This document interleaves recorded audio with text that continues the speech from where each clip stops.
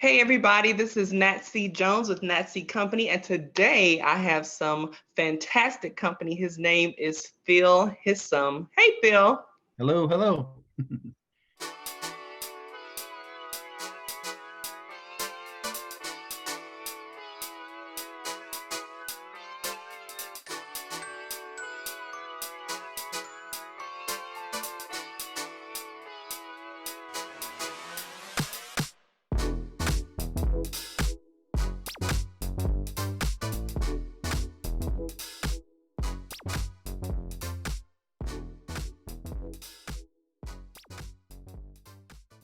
All right. So go ahead and introduce yourself. Let everybody know your name, even though I just said it. Say it in your own way. And then also what it is that you do.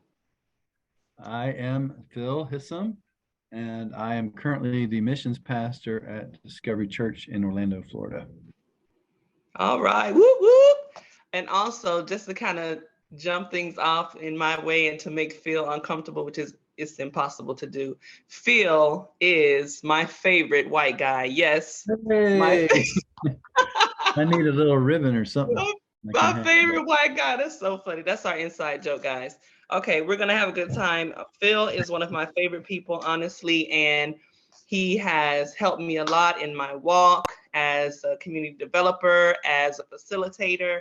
It is very important to have people in your life who are going to encourage you and give you an example of the best that you can be. And that is who Phil is to me. So thank you, sir. He's my Hey. a lot of people don't know about Phil in my life. Now they're gonna know. So don't Okay, start calling him. okay. He's busy. Okay, don't call him. He's talking to me. Okay. So let's jump right into it. How long have you been involved working in the community, as we call it?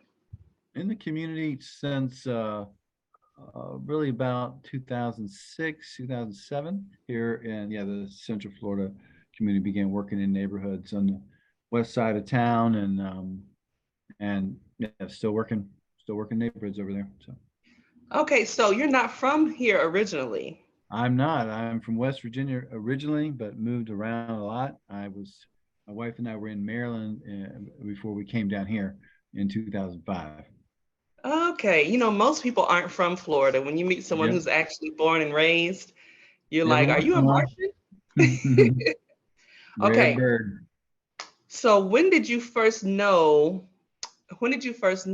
that this was your thing, like this was your calling, that you knew you were going to have to work with people in the communities, there was nothing that you could do about it, or you were going to just feel like something was missing? Yeah, I mean, I I'm think assuming that that's how you feel. well, that's accurate. Yeah, I mean, for especially for a season, I mean, I Hmm. feel like your calling refines and God gives you more clarity, gives it more, and then you start to see how the pieces of your life fit together. So you use different phrases, all that kind of stuff. I mean, I really like to win, and like that's how God made me, and and it's just about as fun and often more fun to see other people win that you're kind of walking alongside with. So that's what's really I feel drawn to, and bringing some dignity into the culture of service, and then expressions of that. When you're exposed to things that aren't just or aren't right, then you want to act and you want to be in there and serving and helping people win. And so that's how my calling really gets animated in my life. So in 06, 07, we started learning about community development, Christian community development in particular, and how it has been done in other parts of the country. And so that was kind of new to me. It was new to me. And as I learned and started to learn the history of Orlando, and then the history of the South, and then the history of the country from lenses and books and stuff I'd never read or heard when I was in school. So it's just very, very eye-opening. And then being working in neighborhood, I think Holden Heights was the first neighborhood, and then working up and down the trail and in different communities, you spend thousands of hours talking to people, and then the calling and the insistence on it starts to amplify. Because at first, I mean, people talk about calling, and I feel like they hear something from God, right, and then they go do it.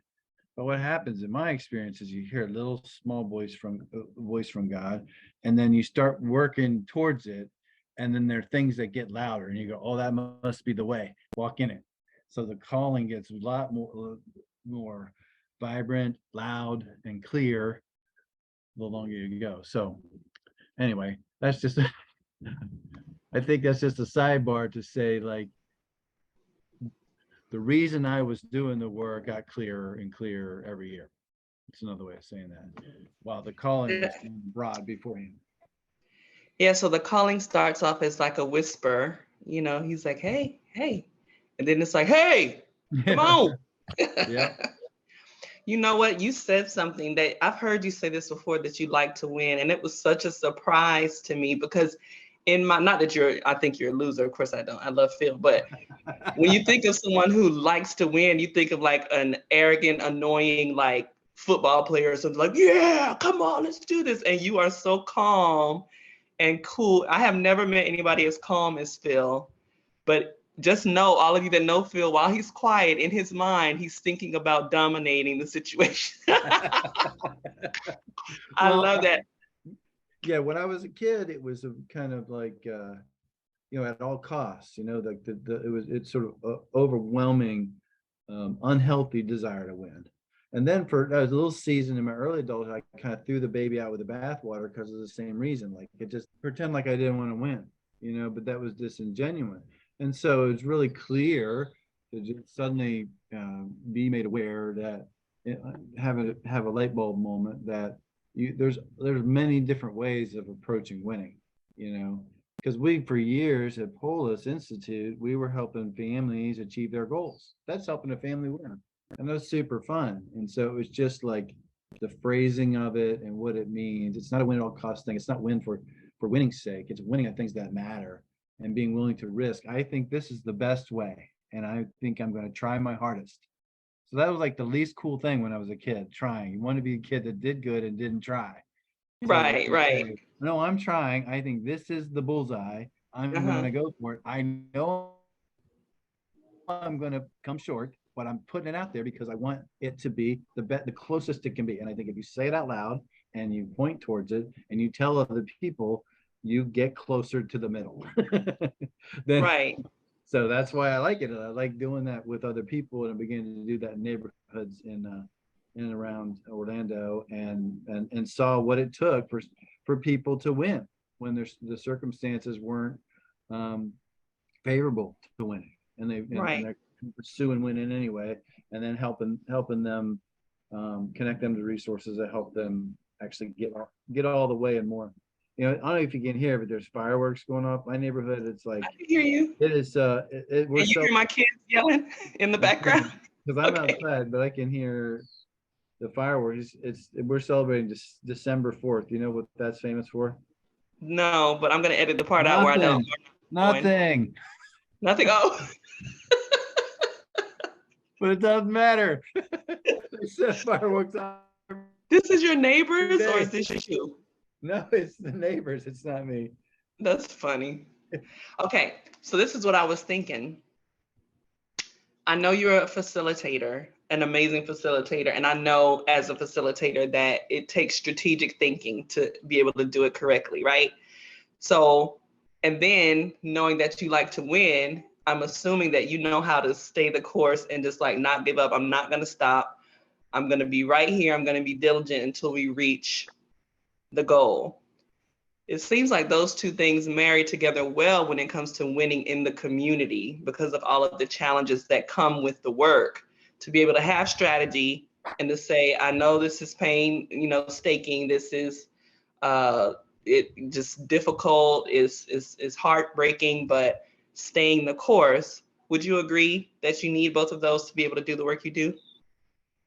Yeah, you need, from what I was hearing, like the clear sense of what it looks like to win, and what it is, how you get there. Was that what the two things were? Yeah, the strategy, the facilitation of it, and then I'm not going to stop until we reach the goal.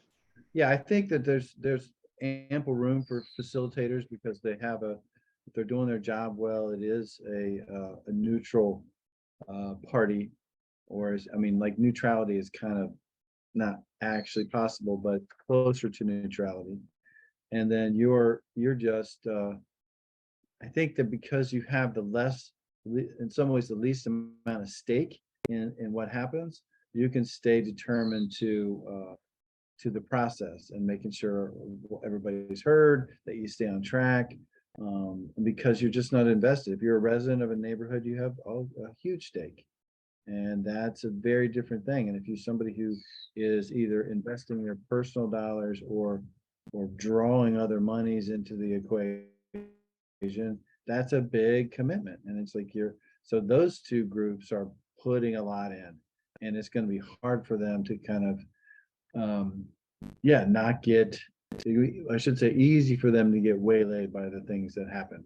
And if somebody's kind of pressing it forward, we call it relentless incrementalism, where you're just relentless for the next increment of progress. And just kind of like the turtle, the tortoise, and the hare, you just kind of plug ahead. Yes, yes, yes.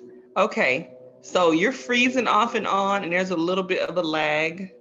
Maybe I'll try going in the house, because Let's go in the house. Maybe we won't hear the fireworks as much if you go. yeah, that was distracting me. I was like, are they just gonna throw it into my yard? So I'm going to ask the next question while you're moving. Okay. So what is the greatest thing? And then we're going to get into more specifics. I'm not going to hold you up too long. What is the greatest thing about the work that you do? Oh yeah, now it looks spooky. You look really spooky. Turn the light on, Phil. I'm not cutting any of this out, just so you know. This is hilarious. Okay. Okay. So what's the greatest thing about what you do? What do you love most about it? The greatest thing, I mean, I think it's a little bit of a cliche, but it's definitely the people. So to say something more specific, it's always like when you first you get into like a new community, you're working with new people that you've just met, it's never clear who's going to be the ones that like really are passionate about the community, that are really going to get involved.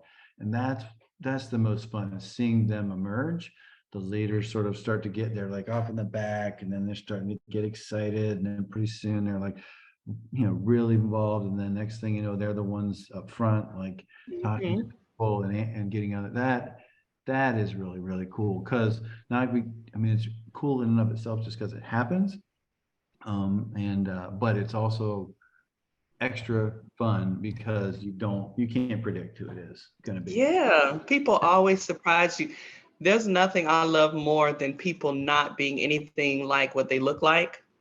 Those are my favorite kind of people. So I have a quick story to share with you, right? So when you abandoned me in the city of Apopka with that project a year ago. That's a strong word. We had I conducted the first meeting, right? So I said, all right, Phil's gone. What was the lady's name? Debbie's gone. Okay, whatever. I'm going to put this meeting together and then I'm out. I'm just going to do my thing. So we put the feelers out for the meeting. Only about, 15 or 20 people RSVP'd. I said, okay, we're going to have about 10 to 12 people, because even the people who RSVP don't show up. Let's just prepare for that. We had 78 people show up, and they showed up 30 minutes early. And there was this one gentleman there who was very angry. His name was Clinton Stanley. I'm going to tag Clinton in this video. Hey, Clinton. He came in and he was just like, I'm sick of y'all coming in our neighborhood and saying you're going to do stuff and not doing it. And he thought we were government. And he was livid. And he sat in the front row and he crossed his arms. And I was like, we about to have a problem. So I did the facilitation. And then as things continued, I said, okay, now we've done all the complaining. Now it's time for solutions. Who's ready to volunteer to be the president of the South Apopka Community Development Association, as we call it? And nobody raised their hand. And Clinton went like this. I'll do it. Of course. Yeah. And next thing you know, I was like, yeah, okay. And then other people started volunteering, and Clinton ended up being like my favorite guy. Him and his wife, they were just amazing. He was the first one to show up and the last one to leave every time. But it was so funny because he started off being so angry. I was like, is this guy gonna be a problem? He's being really aggressive.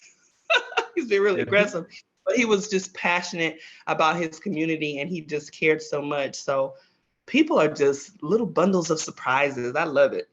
Yeah, people are always, in my experience, come about their anger honestly. So Yeah, someone in the community is mad, it's for, I mean, occasionally it's a little off, but it's almost, even those are connected to something that real and worth getting angry about. And so that's just the people that care. And so that's yeah, very often when someone's showing up angry to meetings. And then other methods of engagement and facilitation are, how do we not let that person speak? right, It's so counterproductive to what needs to happen, because that's the very person that's going to be leading things. And you're just like exactly. trying to figure out how to, like, oh, you got to write it on a card. We're only doing it from this section. They play all those Yeah, games. And a genuine facilitation is really, first, like, it has to include giving everybody an opportunity to have a voice. absolutely. That's the fun part. And yes, Clinton was so passionate. It really ended up being a wonderful thing having him as the president of the association. We got a lot of cool things done with him. Okay, let's see. Oh, what is the hardest thing about this work that you do?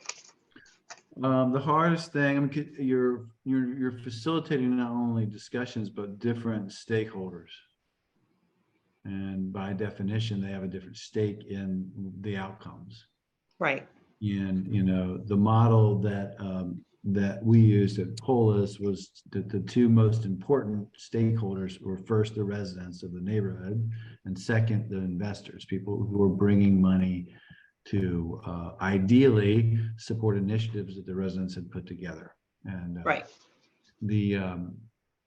The heartbreaking thing was, like, those two, if they're two rails of a railroad track that's going somewhere, and the cross ties are like the service providers, you have a model for, like, putting investment into the neighborhood. But if those two rails, the investors and the residents, they tend to be, there's such different lives and experiences. They're culturally so far apart that Yeah. sometimes, and I would say every time so far, it's been like some kind of egregious just put down of people that you're working with. Yeah. And it's so heartbreaking, because you get to know the people in both camps and you don't even know what's happening, but they're just like condescending to this other group. And you go, that's the problem. The problem is the worlds are so far apart that even if people are working together for a few years, like, when push comes to shove and somebody's influence or power or whatever is on the line, they're going to remind people of their place. Yeah. And that, to watch that, and to know that, it's part of a world that I'm in, and trying to really guide and so I'm in the mix of that. So, like, I'm not Mhm. like, I can't, I mean, you're neutral, but you can't be totally neutral, especially if the one group's paying you, so there's like a lot of Right. tensions. So that creates emotionally difficult thing. That's the hardest part of the work, watching that happen, because that's the free part. Yeah. People invest Yeah. all this money, like, and it's so much of their just their reputation and actual money, and their, people get, they're asking for favors, and favors are a trade-off at that level. So, it's just, it's just heartbreaking to see that, like, just treating people with respect doesn't cost you any money or influence. It's just a disposition of your heart, and Right. not happen at crucial moments is absolutely heartbreaking. Yeah. Yeah. I agree. I've been in some of those moments with you, and you've helped me to not turn over tables like my savior. Sometimes you might need to. I don't know. Listen, That's the part, look, one when time I you're a was on the facilitator. table. Huh? When you're the facilitator, that's really not. You've got to try to hold the line. A few times I crossed the line to just say, when I've done that, it's just to call out the solemnness or seriousness of the moment. Like, Right. when you can tell this is going to be one of those things. Maybe a resident said something that is like a very true, but like, it basically, this hurt my feelings, or this went against what I thought we were saying. And then Mm-hmm. there's this moment, like, oh, here it comes. It's either going to be a humble, simple, sorry that you feel that way. Is there anything we can do better? Like, that's just Right. what we do when somebody's heartbroken. But instead, that's the moments where sometimes it's just like, well, you're glad we're here kind of stuff. Or, We have money and you don't, so shut up. yeah, just like, you're not Yeah. allowed to do that, and it's just, Yeah. it's weird. It's and it's heartbreaking. And I get that, like, the residents aren't always saying or doing the kindest things to the investors, Right. but that's more a given and understandable. Like, if you, like, that's not their job. Investors there to kind of serve the interests of the residents. It's like, Right. I mean, they get to be more angry. They get to be, I mean, they're the ones who maybe been, led down half a dozen or more roads of, like, redevelopment Right. that would benefit them, and it didn't happen. And, like, so of course they're angry. And it's like, anyway, I'm getting a little off, Yeah. but My that favorite kind of stuff scripture. that happens is just, ugh.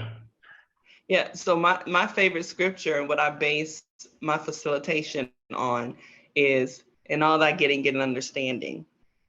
If people could really just understand each other and peel back everything else that gets in the way, and see that we're more alike than we are different, everything would be better. Look, It thanks would for be hiding that better. yawn. What's that? I said, thanks for hiding that yawn. Did I do that? You were like, I can't believe that I didn't say that Phil is the founder of the Polis Institute. Could you tell us a little bit about Polis, and then we're going to segue into No More Orphans? Okay. Yeah, Polis is a Greek word for city. It's an urban institute that I started in 2009 after a 3-year research project on the culture of service here in Central Florida, how we were doing meeting human need. And really, that institute was founded to get those results out there into the philanthropic community here, and with a few things like asset-based community development being one of the things we were trying to get into the mix here, which we have pretty well. And then a new way of serving in the volunteer or the nonprofit space called Serving with Dignity. So those were two. And then there were other coaching packages we've done, worked in over 50 neighborhoods here in Central Florida and given our thoughts and opinions in other neighborhoods across the country. So the Institute is still going strong and better than ever. At the Dr. Bahia Maroon is running the Institute now. I'm on the board, and I have now moved over for the last 2 years to the ministerial position as a pastor at a church. Yes. All right. Tell us about No More Orphans. No More Orphans is an initiative to place the children in the dependency system here that are deemed unplaceable. They're not really on their way to a placement, and no one's really expecting that to happen. It might happen, but it's probably not. Tend to be teenagers, others with special needs, things like that. So the idea is that all right now there's about 150 of those in Central Florida. They would all have a committed, loving home to walk alongside them. And since they're teenagers, that might not mean the kids moving in and getting adopted, but like they're connected, because the kids got to say yes too. So it's like none of them, everyone have the opportunity to be able to have a loving family to say, like, yeah, we're with you, we're supporting you all the way. So making sure there's no more orphans in that sense. I mean, the fact of the matter is that not technically most of them are orphans. They have parents, but their parents have lost custody for a variety of reasons. So that makes it in some ways, depends on their relationship, more complicated. But still, that's the initiative. And so Discovery Church has become a part of that. Mosaic has been involved. And the idea is to obviously advocate for more foster adoptive families, but also to institute a new idea, which is they're calling magnet homes. And that's, a home with like 4 kids and house parents that are paid, that they don't do work outside the home. All they do, but it's not 60 kids or 100 kids, it's 4. And you have a dedicated couple that doesn't have to do other responsibilities. And so that's the idea, to take care of those houses. And so if we had, what is it, 30 or 40 of those, we could really find homes, at least while they're still underage, So that's what that initiative is. So Phil, before we go, please share the story of how you came up with the concept of serving with dignity. It's my favorite story that you tell, and then go ahead and tell us about what serving with dignity is. Serving with dignity came on the heels of a few light bulb moments that were very personal to me. One is I grew up in a family that's been doing mission and work for 4 generations. So the idea of serving others in the name of Jesus and as an expression of the gospel was a part of my upbringing. I saw my dad and my grandfather burn out in that work because they were the ones that were always giving. My dad passed away in 07, and he was only 64, and the light bulb was that he did live his whole life as all he did was give. He had lost the capacity to receive in his life, and it cost him his life earlier than it might have. Meanwhile, I was downtown Orlando teaching Bible study with some homeless guys, and part of that deal was I was a Tuesday morning person, and would give a Bible study, and afterwards we'd go in the side room and have one-on-one conversations with guys to try to help them. And there were some women too, but mostly guys. And one day I was after my dad, I just in my head about what was happening and grieving, and just asked the guy if he would pray for me. And he just kind of teared up and grabbed my hands and started praying. And what I saw in the light bulb there was like, he was really good at seeing I was clearly in pain. He didn't ask me a lot of questions. So it's actually his method, if you will, of serving was very ministerial. And I felt cared for. It was, otherwise people had said they were sorry, or like, here's a book I read, or here's a grief group, or like, seemed like it was like like something they didn't want to catch sometimes. And this guy just kind of met me there. So and so the third piece of that is simultaneously I'm out doing the Polis research project, and we're meeting people and seeing this dynamic in nonprofits all over the city. So there's like someone burning out right next to someone who's being left out, because the homeless guys were never asked to do anything, just come and sit there. And so Right. they weren't asked to make coffee or clean up or nothing. So that it was just like passive recipients. And then this other group that was like working 90 hours a week, raising money to help this group that a lot of them were able-bodied that could have been. So just like the culture of service was a disconnect, a glaring disconnect, because they're in the same room. And Right. my dad burned out, and then he's watching these homeless guys being left out. And so we began asking them, inviting them into service, and we started to see their lives turn around. So it's just like, oh, okay, this is a model for serving that we don't tend to do.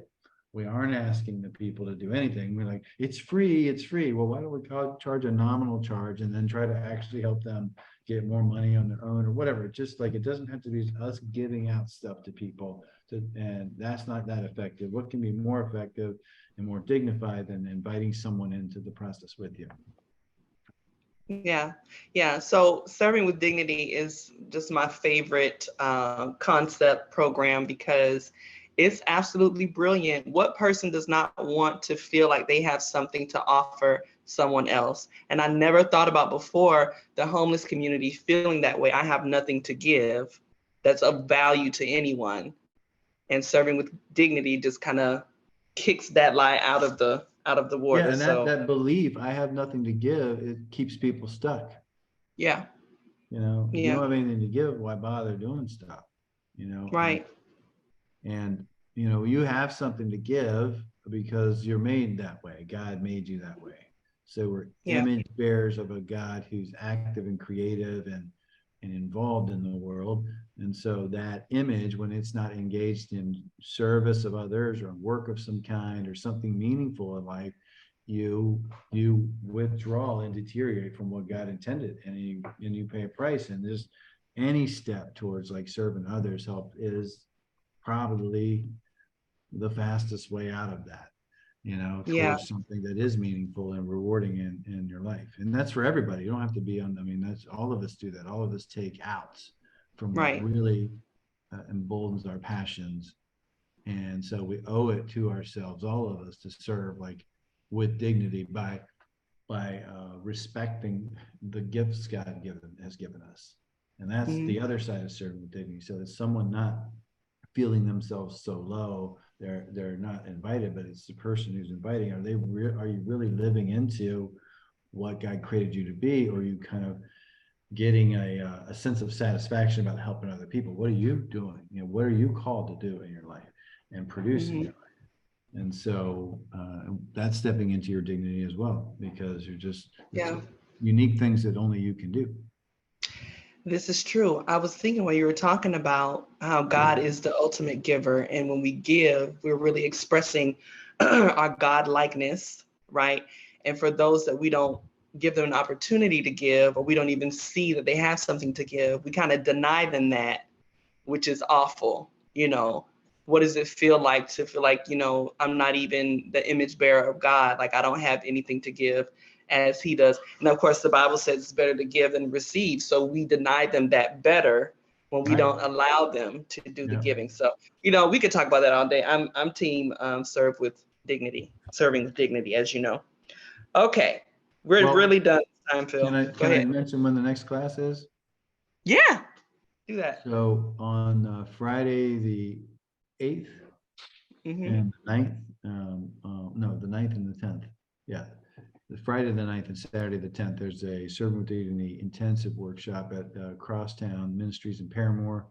You can go to servingwithdignity.com and see a link to that training, I think under events, and it goes a couple hours on Friday night and a few hours on Saturday, and you go through these 7 lessons, which are basically, here's a resource from God: dignity, grace, hope, love, different assets or attributes of God that are available to us to share, giving and receiving with one another in service. And each lesson goes over how do you do that for each of those gifts that God gives us. And so who's that's the ideal person this weekend. to take it? Who's the ideal person? Who do we need to share this with? Is it other churches or just individuals? Yeah, I think churches are good. It was developed as a volunteer training program for churches to just some of the things you answered. It has some cultural competency principles in it, and things that are derived from the Bible, what we apply in these community settings, and serving across differences, things that you won't hear in a lot of classes. That is, we've been getting feedback on it for 12 years now, and so it's pretty stable, and we get good responses from it. So.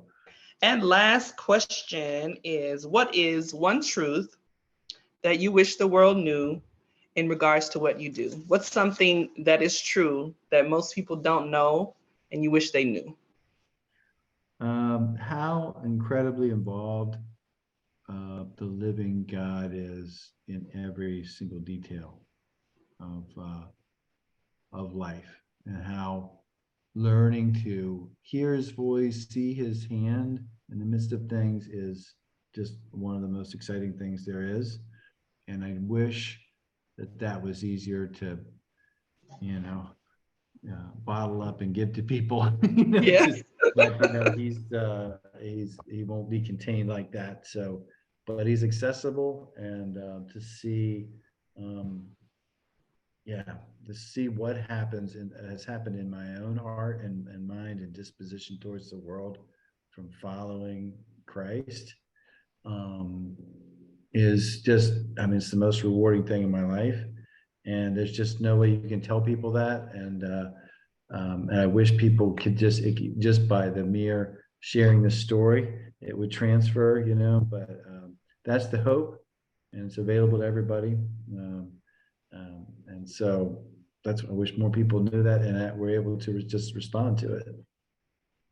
I agree. I was just having a conversation with a friend who feels like, God is sovereign. Yeah, I know he's there, but I pray for stuff. He's not hearing me. And, he does his thing. I do my thing. He stays in his space. I stay in my space. And I was like, no, that's not it. It doesn't have to be that way. So, yeah, I get it. Yeah. All right. Well, thank you so much, Phil, for stopping by Nat C Company and being my fantastic company. Can you go ahead and let people know how they can stay connected with you if you want them to be connected to you? I do want them to be connected to me. I'm Phil Hissom on Instagram, Facebook, things like that. And then I'm getting kind of going out into some new territory on TikTok, and Yeah. I'm on there as under a pseudonym. You want to know what it is? What is it? Vic Tortoise. Oh my goodness. That is Who pretty has you on close to my social wife's media, Phil? reaction. Look, wait, who has you on social media? I don't remember you being on there before, and now I'm seeing all these Facebook reels of you Well, and that's stuff. because I started putting a few things out on TikTok, and so, and then I just copied them over to Facebook. So, and it was interesting because I went on TikTok originally just to see what my kids were looking at for 4 Yeah. hours a day. And then after 4 hours later, I got up from it. It's very like, it sucks you in, but it's way more interesting than most of the other platforms. And it's not just kids dancing around. It's any topic you can think of.